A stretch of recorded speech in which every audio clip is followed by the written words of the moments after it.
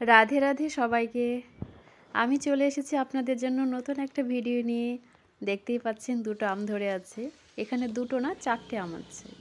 গাছটির বয়স মোটামুটি 2.5 থেকে 3 বছর।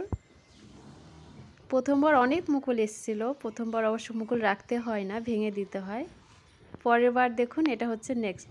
পরের বার হচ্ছে 4টি আম টিকে আছে। অনেক মুকুল এসেছিল, ছোট গাছ হিসেবে অনেক মুকুল এসেছিল, তার মধ্যে 4টি আম টিকে আছে। ভাবিনি 4টি আম থাকবে। তো এটা হচ্ছে জাপানের তামামো তাইগো নামে পরিচিত এই আমটি। ইংলিশে এটাকে এগ অফ সান নামে পরিচিত।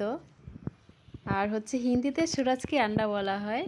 সুরাজকে আন্ডার মতনই দেখতে, যত সূর্যের আলো পাবে তত আমটির কালার একদম ফুটে উঠবে। তো আমাদের কি হয়েছে, আমাদের এই আম গাছটির পাশে আরেকটি আম গাছ আছে। ওই কারণেই আম গাছটা খুব একটা রোদ পায় না, তারপরেও এত সুন্দর কালার। এরপরে যত পাকবে তত কালারটা আরও বেশি ডিপ হবে।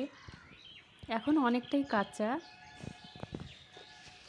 তবে আমটা কালারটা এত সুন্দর। নতুন আম আমাদের কাছে, আমরা এখনও এই আম সামনে থেকে দেখিনি, তবে বাড়িতে লাগিয়ে দেখছি, খুব ভালো লাগছে।